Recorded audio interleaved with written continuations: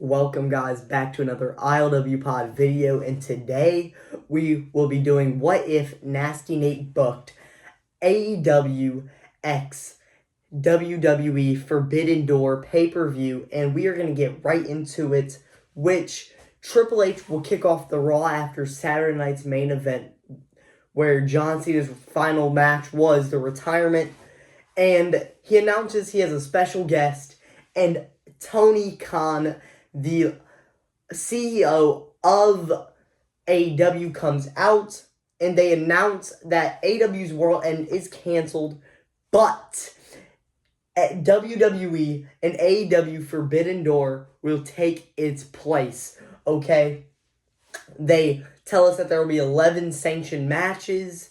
Each match win will give them that company a point. And basically brand-on-brand warfare, alright? Survivor Series style. And we are going to get right into the pay-per-view. Match 1 will be Dominic Mysterio versus Ilya Dragunov versus Mark Briscoe and versus Ricochet. All of the basically mid-card title holders, with Dom holding the Intercontinental Championship, Ilya holding the U.S. Championship, Mark holding the TNT, and Ricochet holding the National. Alright, it's a spot fest. There's crazy spots everywhere. Mark Briscoe eliminates Ricochet from the match with a J-Driller on a barbed wire chair. Dominic Mysterio rolls up Ilya Dragunov to get the win. Or not to get the win, but to eliminate Ilya from the match. And then Dom wins with a title shot to Mark Briscoe and a frog splash to pick up the win.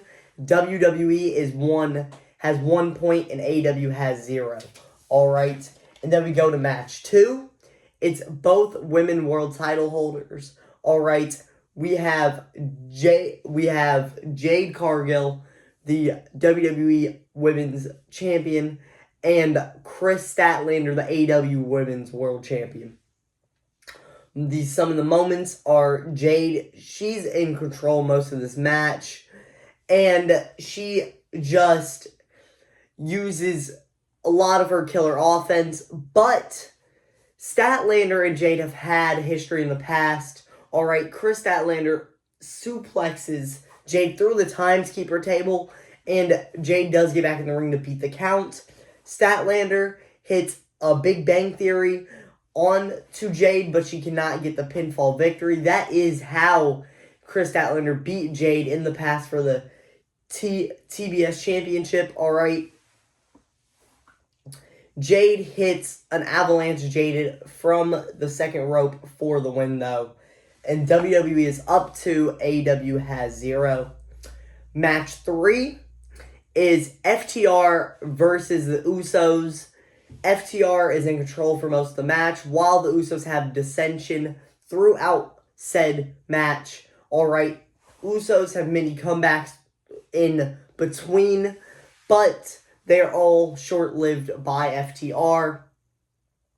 FTR wins after a Shadow Machine on Jimmy Uso, and after Jay gets in the ring and he's acting like he's helping Jimmy up, but after he gets Jimmy to his feet, he super kicks him, hits an Uso splash, and leaves, alright? And then we go to match 4, which is Gunther versus Kenny Omega, alright?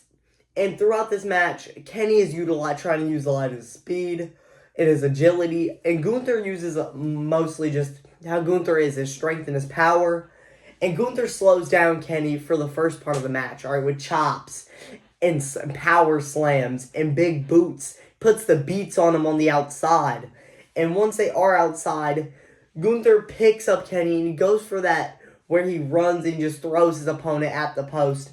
But Kenny slides down the back and pushes Gunther face first into the post, which busts Gunther all open. Kenny, after a little bit more offense on the outside, puts him back in the ring. And Kenny uses a lot of his signature offense in the ring with hitting his dragon suplex, the roll through, pop up onto the ropes, moonsault. He hits the V trigger, and as he goes to host Gunther up for a one-winged angel, he can't because of the offense that Gunther has laid him out with in the beginning of the match. So Gunther slides down off of Kenny's shoulders, hits him with a lariat, powerbomb, frog splash off the top rope, and 1-2, but Kenny kicks out at 2.99, and this is where Gunther's pissed. He throws him in the sleeper. Kenny goes to sleep. Alright, now it is WWE up 2, so the score is 3-1. Match 5 is the women's 5-on-5 elimination tag, alright. And who we have in this match for Team WWE is the Kabuki Warriors, Roxanne Perez, Raquel Rodriguez, and Becky Lynch with Liv Morgan on the outside, alright. And then for Team AEW, we have the Babes of Wrath, Harley Cameron, and Willow Nightingale, with Rio, Jamie Hayter, and Toni Storm. Alright, and in this match, Asuka eliminates Rio with the Asuka lock, alright, to tap her out. Kairi Sane eliminates Harley Cameron with a insane elbow. Toni Storm rolls up Asuka to eliminate Asuka. Becky Lynch eliminates Jamie Hayter with a manhandle slam. Willow Nightingale eliminates Kairi and Becky back-to-back, alright. And Liv distracts Willow for Roxanne to eliminate her. And then Toni Storm is down, alright. There's Raquel and Roxanne, alright, there to... It's basically a 2-on-1. And Toni Storm rolls up Roxanne to eliminate her. And after a power driver on the apron to eliminate Raquel by countout, Toni gets the win and puts... WWE has 3 points and AEW has 2 points. We go to match 6, which is Randy Orton versus Adam Copeland. Alright, a former rivalry we've seen before. And it's a really back and forth match with both men getting good offense on in each other. And Cope hits an executioner on the outside. And he throws Randy back in the ring. He goes for a spear, but Randy quickly catches it with an RKO to counter it.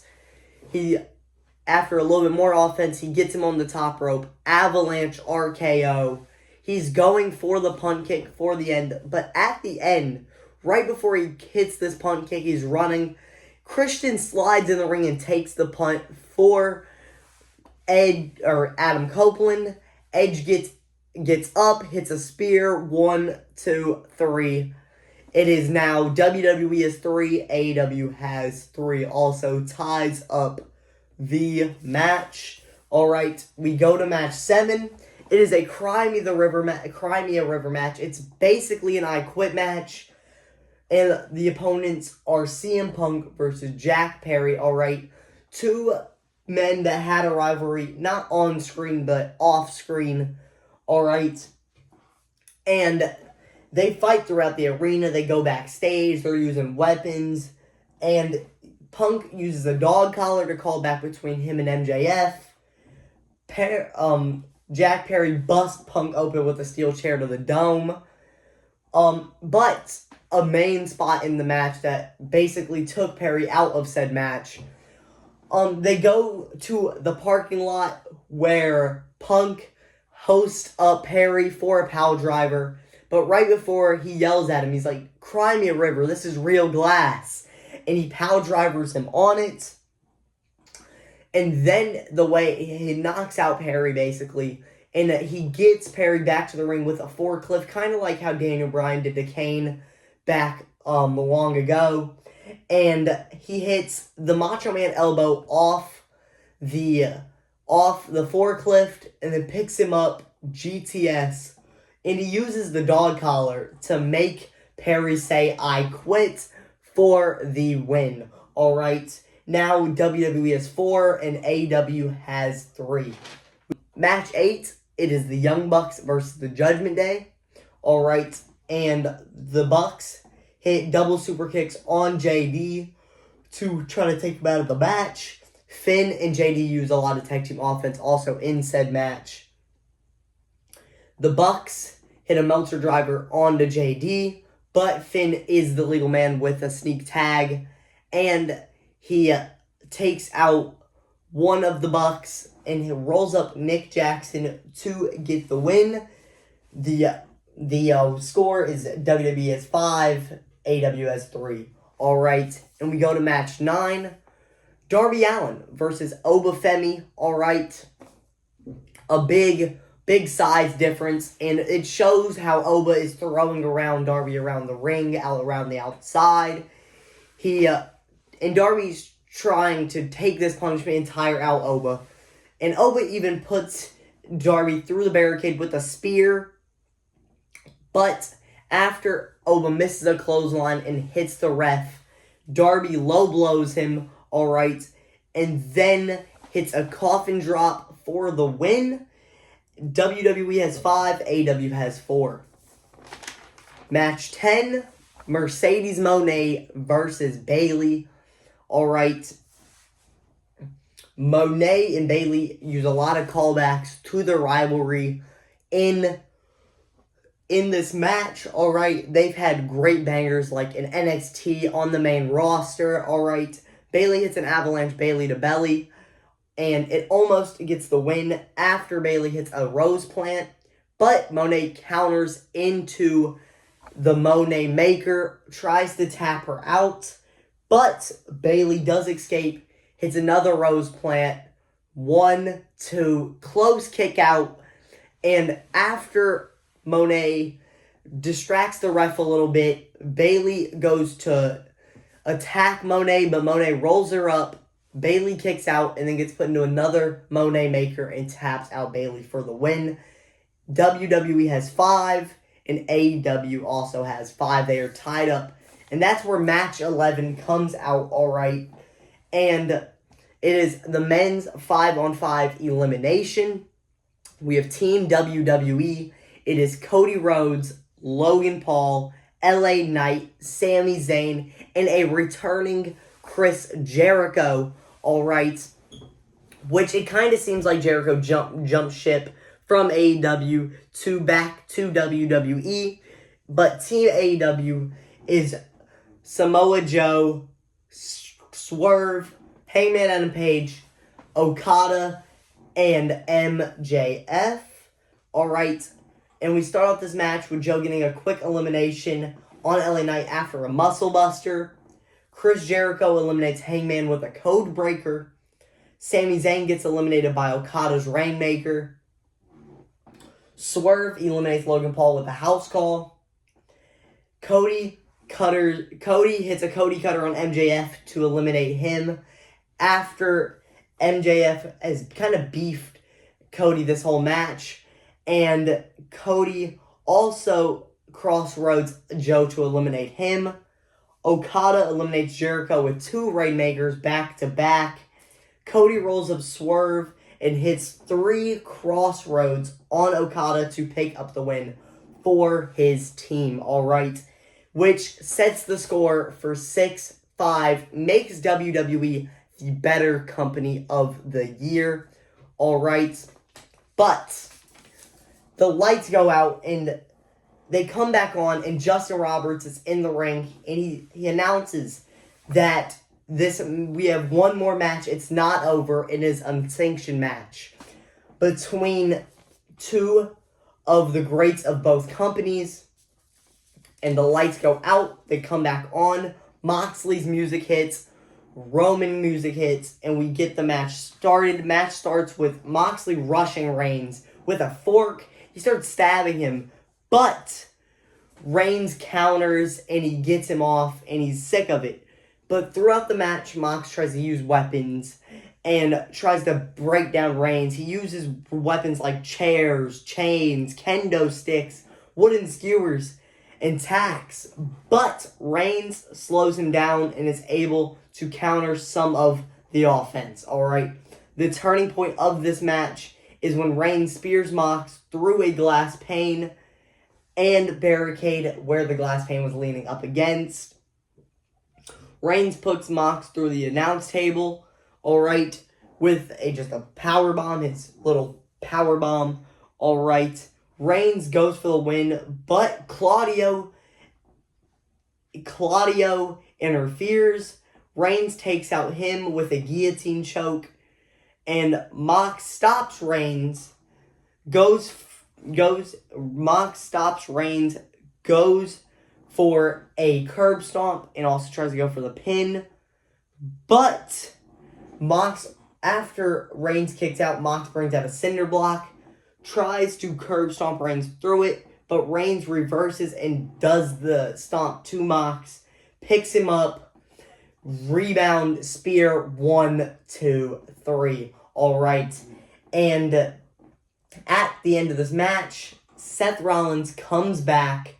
Alright, an injured Seth Rollins comes out, and he faces off with Reigns, and Moxley also stands up, and they all three face off. Alright, and then the show closes, lights go out. And now, that is the end for my booking of AEW versus WWE Forbidden Door. Thank you guys so much for watching. Like, subscribe, comment, and I'll see you guys next time. Peace.